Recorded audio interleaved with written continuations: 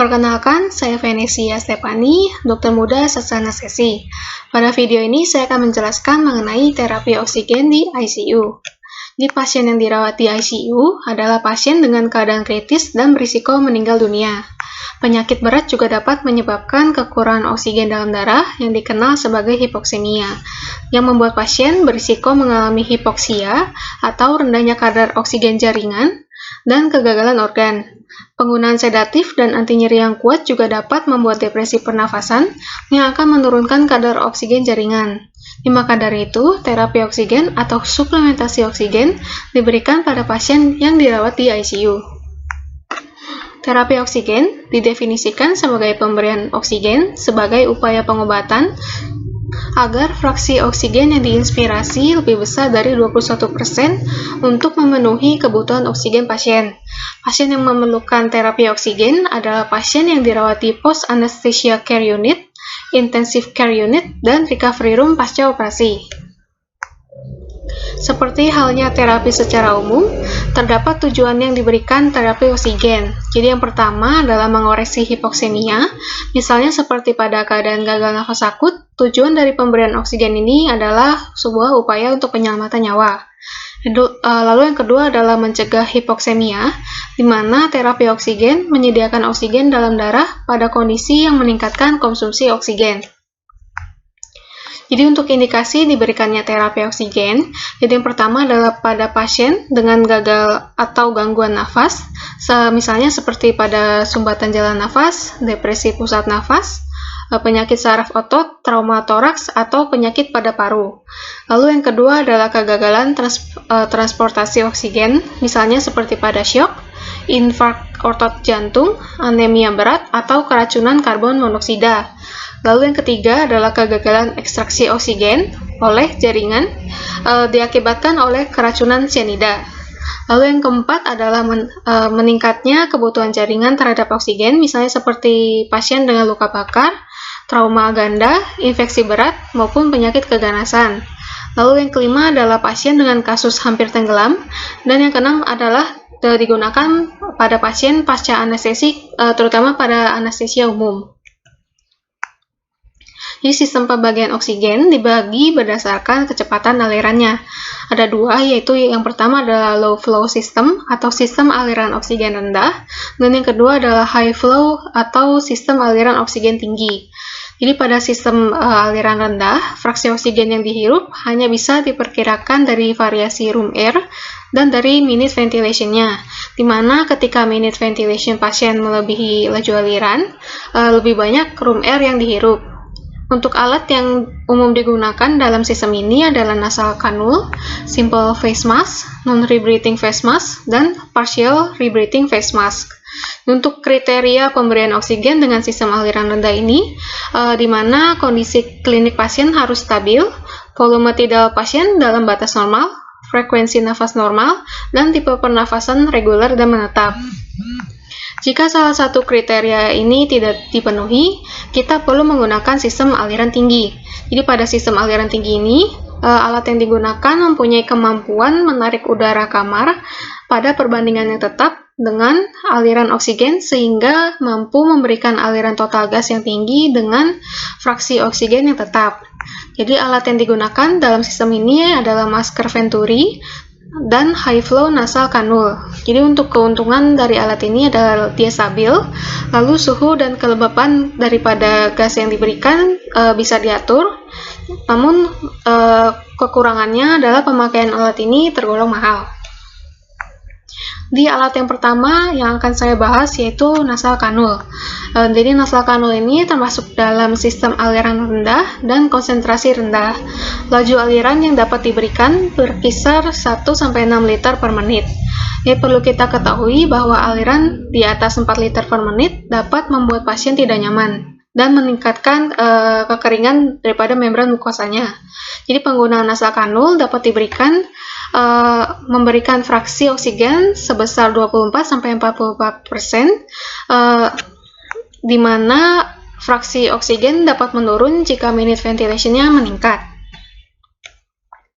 Jadi pada tabel sebelah kiri dapat diperlihatkan pengaruh minute volume terhadap fraksi oksigen. Jadi minute volume ini sendiri adalah didapatkan dari laju pernafasan dikalikan dengan volume tidal pasien. Sedangkan pada tabel di sebelah kanan menunjukkan bahwa setiap kenaikan 1 liter oksigen via nasal kanul dapat meningkatkan fraksi oksigen sebesar 4%. Jadi dari rentang 24 sampai 44%. Selanjutnya adalah simple phase mask, di mana simple phase mask ini termasuk dalam sistem aliran rendah dengan konsentrasi tinggi. Jadi pada phase mask ini memiliki lubang-lubang untuk ekshalasinya. Jadi keuntungan daripada phase mask ini yaitu dia sederhana, murah, dan mudah dipasang. Namun dari sudut pandang pasien, penggunaan masker ini dapat membuat ketidaknyamanan. Untuk laju aliran yang dapat diberikan sebesar 6-10 liter per menit dengan fraksi oksigen dalam rentang 35-60%. Untuk fraksi oksigen ini juga tidak tetap, di mana fraksi oksigen dapat menurun saat minute volumenya meningkat. Lalu selanjutnya adalah non-rebreathing face mask, di mana non-rebreathing face mask ini termasuk dalam sistem aliran rendah dan konsentrasi tinggi.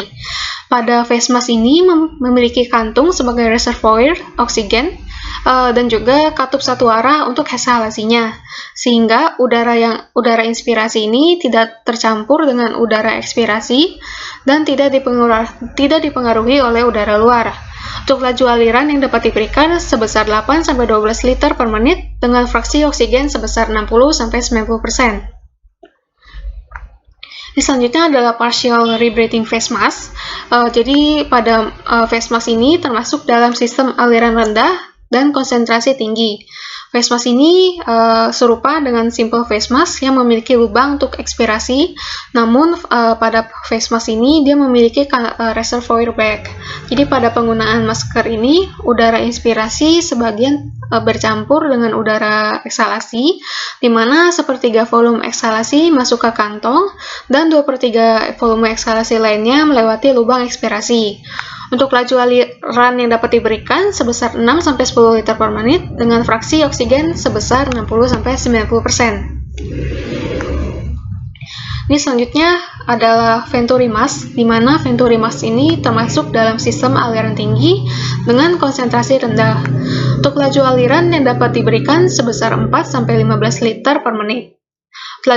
Untuk laju aliran ini ditentukan dari ukuran valve-nya yang berwarna-warni.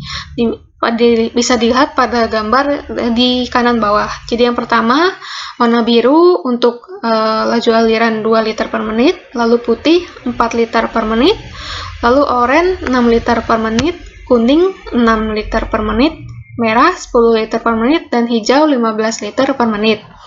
Jadi fraksi oksigen yang dapat diberikan juga konstan, tergantung seberapa besar laju aliran yang diberikan. Jadi berkisar 24-60%.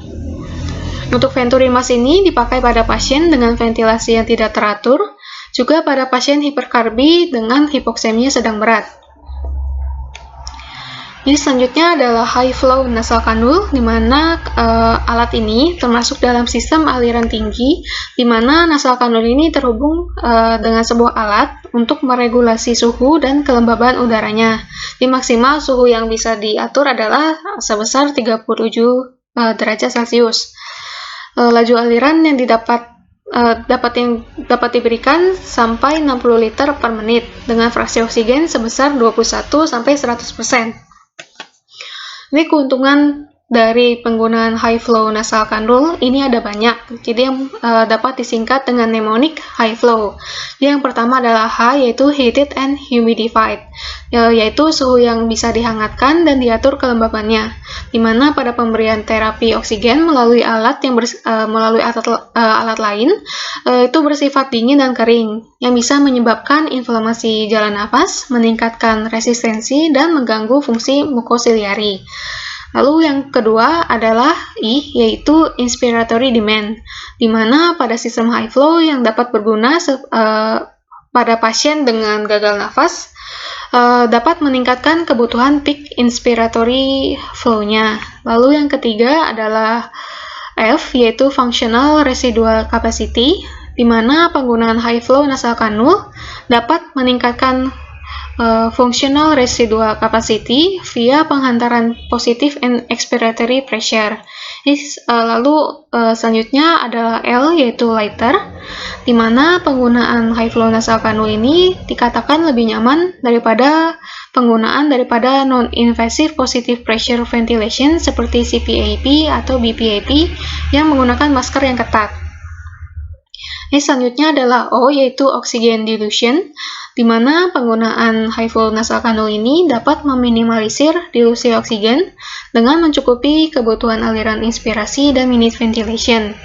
Lalu yang terakhir adalah W, yaitu wash out of dead space, di mana saat penggunaan alat dengan sistem aliran gas tinggi dapat menggantikan atau membersihkan dead space dari faring yang tinggi dengan karbon dioksida. Jadi setiap nafas yang dihirup ulang oleh pasien akan menggantikan karbon dioksida dengan oksigen, sehingga dapat meningkatkan efisiensi pernafasan. Jadi terapi oksigen juga memerlukan pengawasan atau monitoring. Jadi monitoring ini bisa dengan cara non-invasif dengan pulse oximetry atau dengan cara yang lebih invasif, yaitu analisis gas darah arteri. Untuk pulse oximetry ini bisa memantau saturasi oksigen, lalu sedangkan pada analisis gas darah dapat memantau pH, konsentrasi oksigen di arteri, dan konsentrasi karbon dioksida di arteri. Lalu untuk indikasi menghentikan terapi oksigen, jadi yang pertama, di mana penyakit yang mendasari sudah distabilisasi, lalu tekanan darah, nadi, laju pernafasan, dan oximetri dalam batas normal, dan yang ketiga adalah pasien nyaman bernafas dengan room air. Lalu untuk komplikasi daripada diberikannya terapi oksigen, yang pertama adalah terjadinya hipoksia jaringan, di mana dapat terjadi pembentukan daripada radikal bebas. Lalu yang kedua adalah hipoventilasi, di mana terjadi karena akibat supresi daripada hypoxic respiratory drive-nya. Lalu yang ketiga adalah keracunan oksigen, di mana fraksi oksigen lebih dari 50% yang terus-menerus selama 2 hari akan meningkatkan metabolik oksigen yang merangsang sel polimorfonuklear dan hidrogen peroksida, jadi sehingga dia dapat merusakkan jaringan paru. Untuk gejalanya bisa terdapat batuk yang non-produktif, distres substernal, kongesi hidung, dan malaise.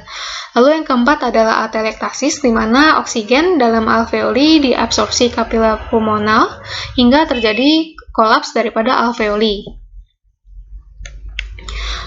Jadi sekian penjelasan singkat saya mengenai terapi oksigen. Sekian dan terima kasih.